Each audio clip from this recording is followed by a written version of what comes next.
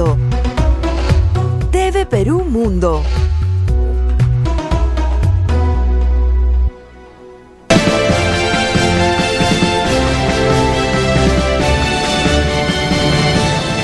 Wasil Ahmad es un héroe en su país. Tenía 10 años cuando fue asesinado por los talibanes a quienes había combatido. La historia de este niño héroe, que formó parte de las filas de la policía de la provincia Uruzgan, al sur de Afganistán, comenzó al recibir la noticia que su padre, un miembro de la comisaría local, fue abatido en combate contra los talibanes. Su muerte ha conmocionado a su país.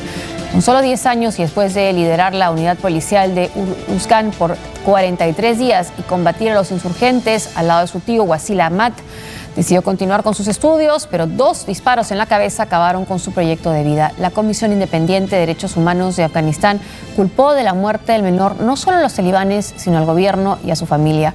El reproche de otras organizaciones internacionales se debe a la utilización de menores de edad como Wasil, que son reclutados por la Policía Nacional Local de Afganistán para cumplir con un sentimiento de obligación filial, patriotismo y honor.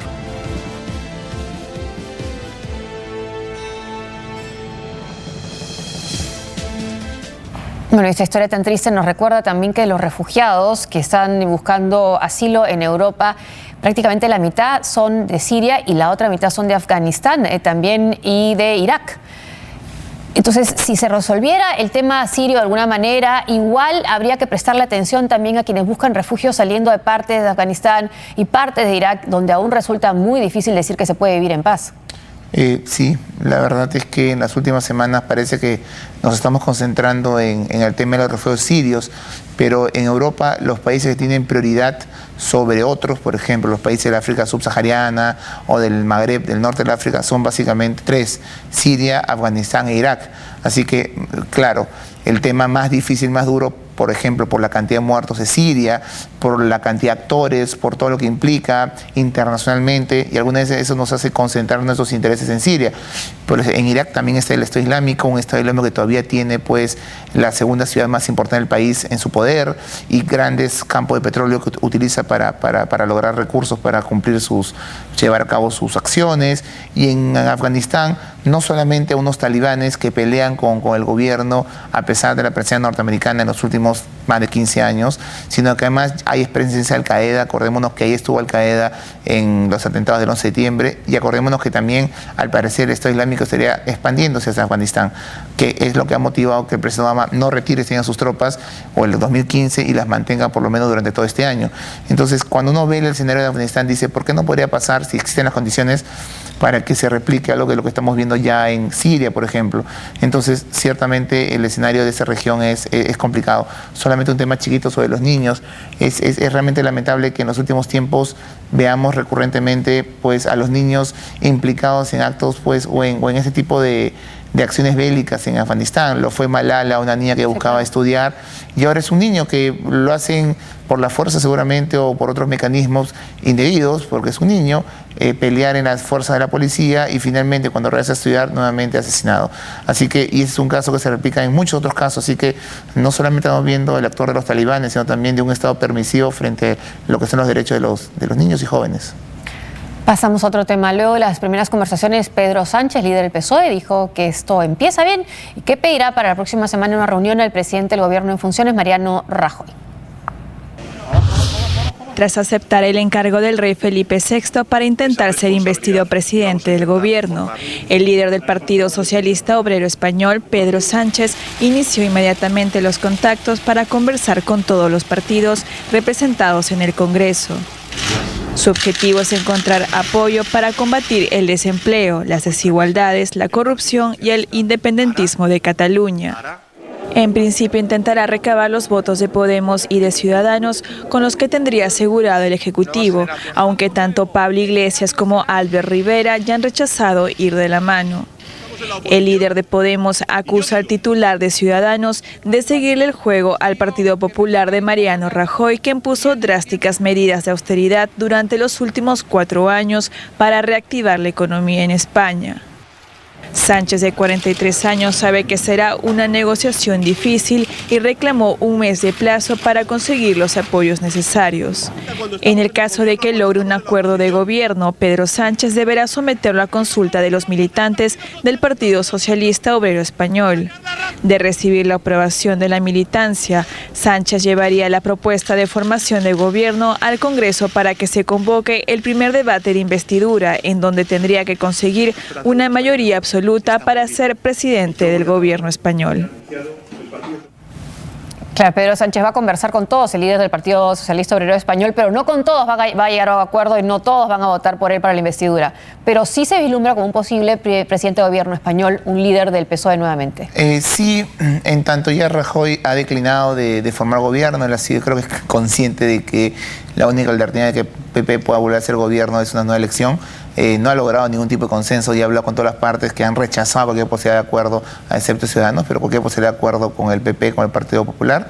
En el caso de PSOE sería mucho más cerca porque ya existen acercamientos con Podemos. Habían algunas diferencias en torno sobre todo a Cataluña. Cataluña está jugando un papel, los nacionalismos crucial, están jugando un papel central en el logro de acuerdos, y creo que podrían haber acercamientos. Podemos estar flexibilizando su posición de referéndum, priorizando otros temas, y me parece que ahí hay un ámbito de acuerdo. Ahora, el problema que no es eso, sino que en la votación para ser digamos, elegido primer ministro, jefe de gobierno, pues primero es una votación absoluta, tienes que ganar en términos absolutos, por mayoría absoluta. Y obviamente eso solamente lo lograría con Podemos, más la alianza de grupos más pequeños. Izquierda Unida, por ejemplo. Sí, pero Izquierda no tiene muchos parlamentarios, ¿no? Son más los partidos nacionalistas. Hacia valencianos, por ejemplo. Valencia, la Unión Canaria, pues los mismos catalanes. Las regionales, ¿no? Exacto. Y estos tienen una agenda muy nacionalista, así que si el tema nacionalista pasa a un segundo plano, va a ser muy difícil que ellos puedan lograr un acuerdo con estos partidos minoritarios. La segunda opción es que si no se logra por mayoría absoluta, en 48 horas basta y sobra con mayoría simple. Pero para ello hay un elemento central, que PP lo más seguro es que vote en contra. Claro. El problema es qué va a decir Ciudadanos. Si Ciudadanos se abstiene, logran la mayoría simple, la sumatoria entre Podemos y PSOE. Ciudadanos se va a abstener y va a permitir que su archirrival, por decirlo de una manera, que es Podemos, sea gobierno, cuando ellos han dicho en más de una ocasión que ambos grupos están en las antípodas. Entonces lo que se esperaría es que Ciudadanos vote negativamente, con lo cual bloquee cualquier posibilidad de acuerdo en mayoría simple de una unión entre PSOE y Podemos. Pero también queda como el que frustra un acuerdo de gobernabilidad. Que es la imagen totalmente contraria que Ciudadanos ha tratado de dar en estas últimas semanas, de más bien siempre abstenerse en favor de la gobernabilidad y la estabilidad española. En este caso sería el principal causante de la falta de gobernabilidad. Dale que no salga el PSOE o su archirrival. Exacto. David Cameron pidió unidad del Parlamento británico para luchar juntos en la reforma de la Unión Europea si desean una Europa más competitiva. El primer ministro británico David Cameron compareció ante la Cámara de los Comunes, donde ha tratado de persuadir a los diputados euroscépticos, quienes criticaron el proyecto de acuerdo presentado por el Consejo Europeo para evitar la salida de Reino Unido de la Unión Europea. No queremos que nuestro país esté ligado a una unión cada vez más estrecha políticamente en Europa. Somos una nación orgullosa e independiente. De lograrse un acuerdo, este será legalmente vinculante e irreversible. No podrá ser modificado antes sin el acuerdo unánime de todos los países del bloque, y eso incluye a Gran Bretaña.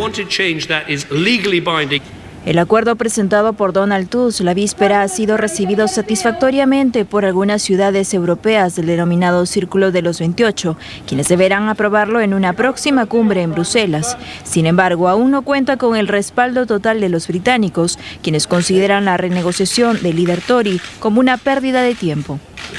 Creemos que el primer ministro ha estado negociando objetivos equivocados, de manera equivocada. Este acuerdo es completamente inapropiado.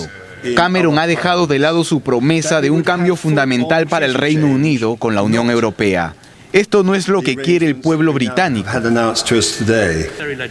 Cameron también se pronunció sobre las reformas en el terreno migratorio, asegurando que las personas que lleguen al país tendrán que esperar 4 años para tener acceso completo al sistema de subsidios sociales. En otro momento, destacó que Reino Unido mantendrá definitivamente la libra esterlina. El preacuerdo alcanzado con el Consejo Europeo también estaría generando discrepancias entre los ciudadanos. Según una reciente encuesta, el 42% está a favor de salir del bloque comunitario, mientras un 38% mostró su negativa. La prensa también ha criticado duramente el borrador del acuerdo o Brexit. Y sobre este intento de acuerdo, esta propuesta, el presidente de la Comisión Europea, Donald Tusk, lanzó ayer un Twitter diciendo: estar o no estar juntos, más o menos parafraseando en castellano no suena tan parecido como es la pregunta de Shakespeare, que es to be or not to be together, ¿no? Seguir o no seguir juntos. Esa es la pregunta, ¿no?, que se están haciendo ahora en el Parlamento británico. Ahora, me comentabas cuando veíamos este reportaje que consideras que hay un acuerdo, que hay posibilidades de acuerdo por lo que se ha planteado con respecto a las dudas de Gran Bretaña o David Cameron ante la posibilidad de que Gran Bretaña continúe dentro de la Unión Europea con algunos cambios. Ya de por sí el Reino Unido es uno de los países más favorecidos en los acuerdos europeos. Por ejemplo, no forma parte de la zona Schengen, por ejemplo, no utiliza el euro como moneda única, lo cual causa problemas en materia comercial, en el intercambio con el resto de países de la Unión Europea. Sin embargo, pues todos esos elementos lo aceptan porque entienden que el Reino Unido es uno de los países más euroescépticos, además de su importancia económica, política. Y usted una isla. Exacto, y además por su desconexión natural del continente europeo, lo aceptan.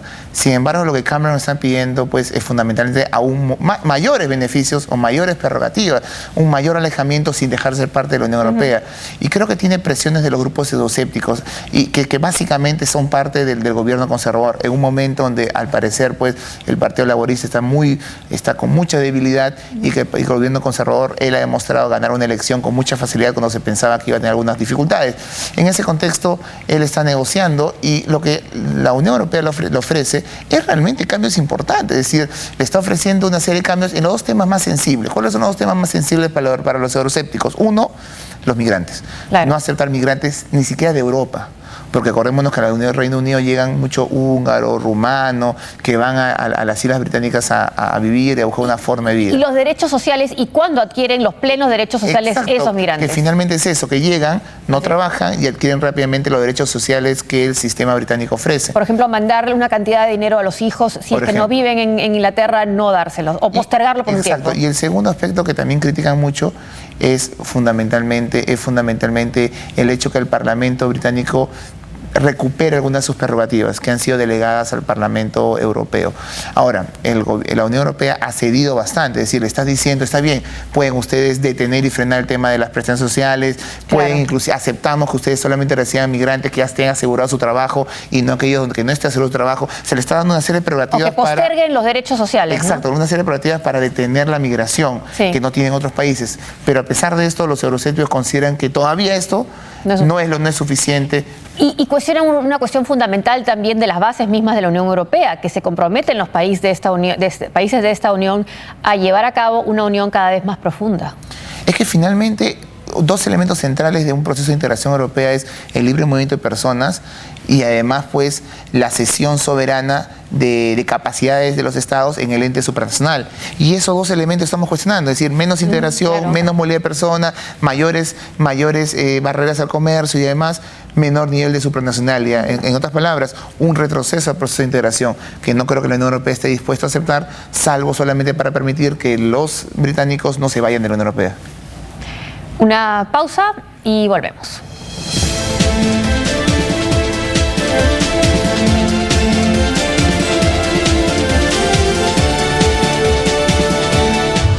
Ahora parece. Dilma Rousseff se dirige a su país por la crisis del Zika.